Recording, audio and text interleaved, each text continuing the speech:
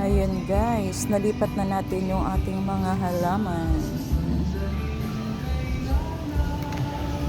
Umusbong na rin yung isa.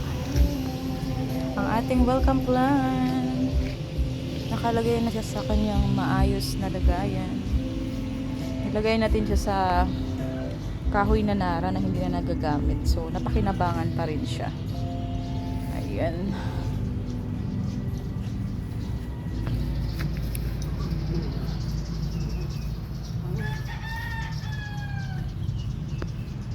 So, hindi pala ito pwede sa mainit guys. Dapat nasa malilim lang siya. Ang ganda ng kahoy na nara guys. Kasi, ang ganda ng kulay ng kanyang kahoy. So, masaya na yung ating halaman guys. Ang ating cactus. Yan. Super happy sila. Oh.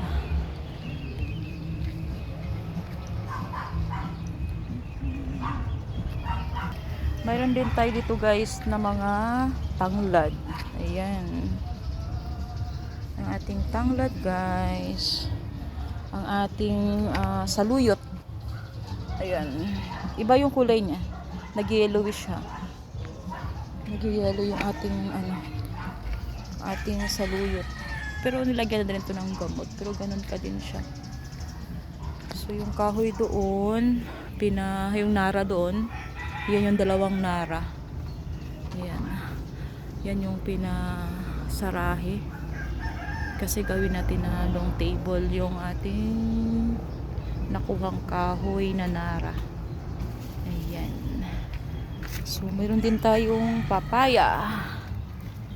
Ayan guys, yung ating papaya. Kapit-bahay man yan. Ano kayo? Ayan, dyan lang siya sa likod ng ating bakod. Dahil hindi pa yan na-finalize yung ating area. So, malaki ang lilinisan. So, naglagay tayo ng barbed wire. Sobrang laki kasi. Mayroon din tayong sarisa. Ayan. Ito yung nagpapalamig sa atin. Ayan guys. Ang ating sarisa. Wow, perfect. Ayan, meron din tayong papaya dyan sa labas. Yan, nagsiga tayo para mawala yung mga lamok sa ating paligid. Yan. Ito namang napakapasaway mong aso, si Oreo at saka si Pican.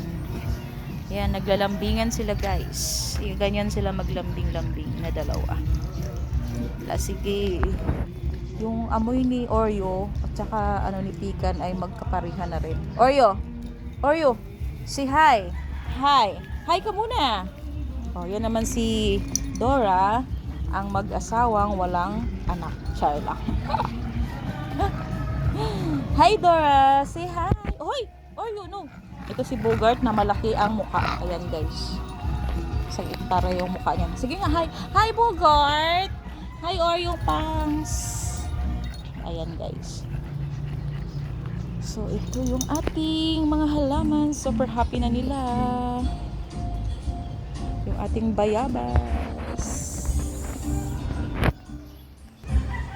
Ayan, meron na tayong sa garage guys. Meron na tayong garage area. Di na mapasa yung ating sasakyan. So, ang ating pawis ngayong araw na to ay sulit naman dahil nakita natin yung ating halaman na may mga lagayan na sila guys.